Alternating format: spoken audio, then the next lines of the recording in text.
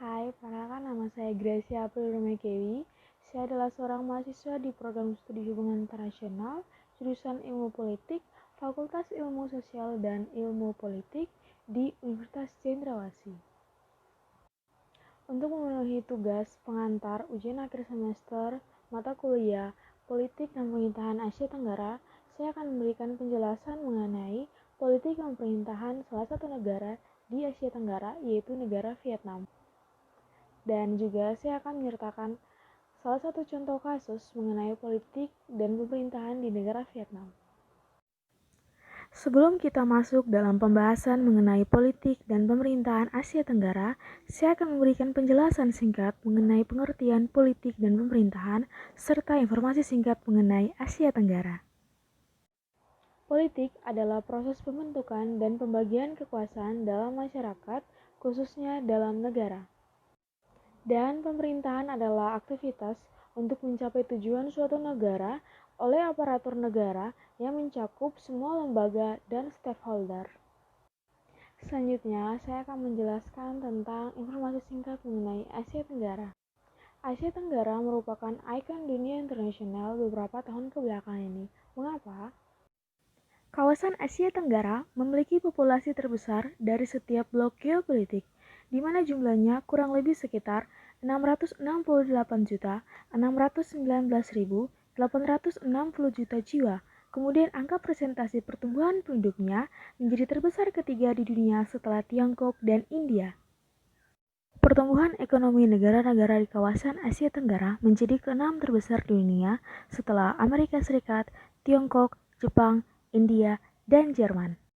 20% spesies flora dan fauna di dunia ada di kawasan Asia Tenggara, yaitu rumah bagi 7 hotspot keragaman hayati di dunia, rumah bagi kurang lebih 250 perusahaan-perusahaan terbesar di dunia.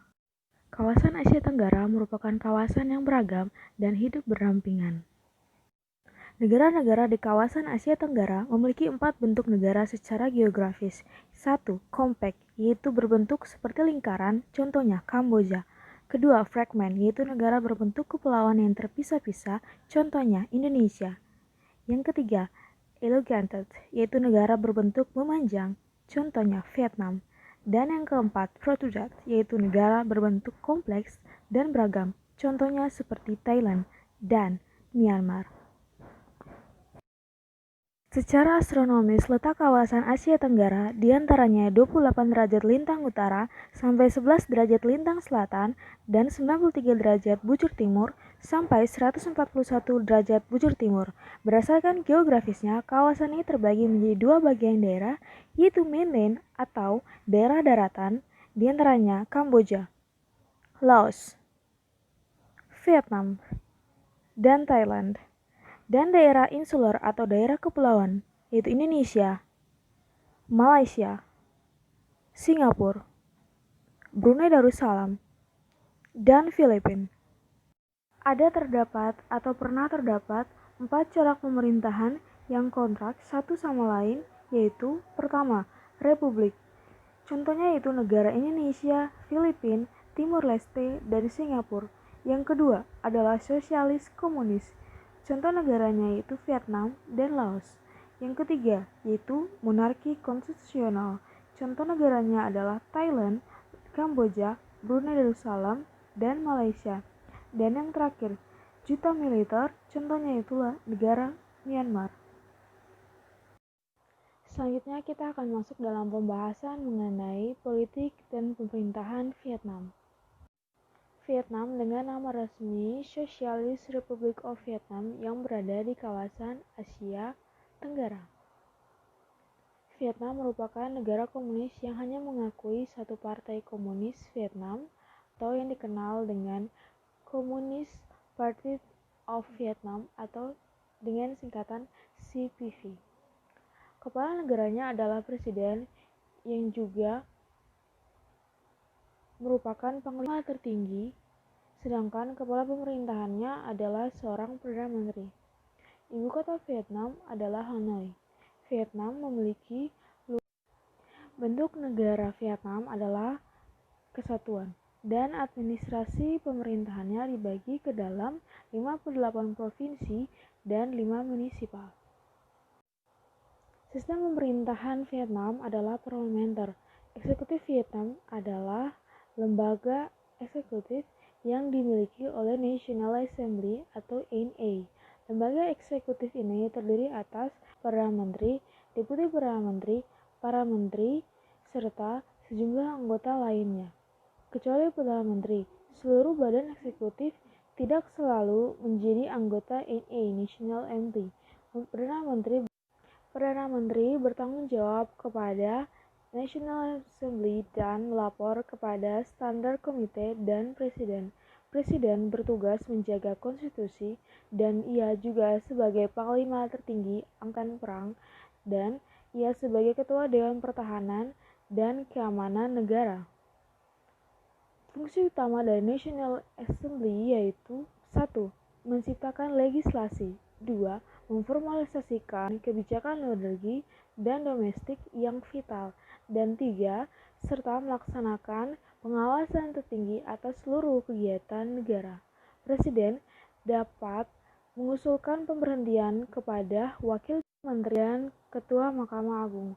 Presiden juga dapat menyatakan keadaan perang, amnesti, mobilisasi umum, dan keadaan daruratnya di suatu negara tersebut. Presiden dipilih oleh National Assembly setiap 5 tahun sekali. Selanjutnya saya akan menjelaskan tentang salah satu kasus yang terdapat di Vietnam mengenai politik dan pemerintahannya. Pada tahun 2019, Presiden Vietnam Nguyen Phu Trong dikabarkan menghilang selama 3 pekan dan mengakibatkan banyak spekulasi yang bermunculan di publik. Trong yang dalam keadaan sakit dan pada 14 April tak ada yang tahu di mana beliau berada. Apalagi yang lebih mengejutkan publik, pada Jumat 3 Mei 2019 seharusnya beliau menghadiri pemakaman mantan Presiden Vietnam Le Duc dan menurut Gian Nguyen, salah satu editor berita BCC cabang Vietnam, membocorkan informasi bahwa ada aturan di Vietnam bahwa publik tidak dapat membocorkan informasi kesehatan para petinggi partai dan pejabat negara untuk melindungi mereka dari rumor yang tak bertanggung jawab dan juga agar menstabilkan negara tersebut dari citranya sebagai negara dengan satu partai.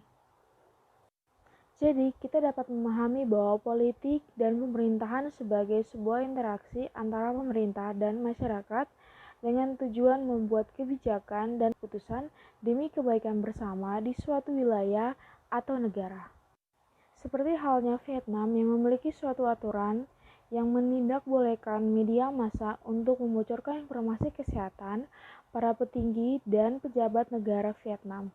Hal tersebut guna untuk menjaga stabilitas citra Vietnam sebagai negara dengan satu partai. Sekian video dari saya. Jika ada kesalahan dalam video ini, saya mohon maaf. Terima kasih.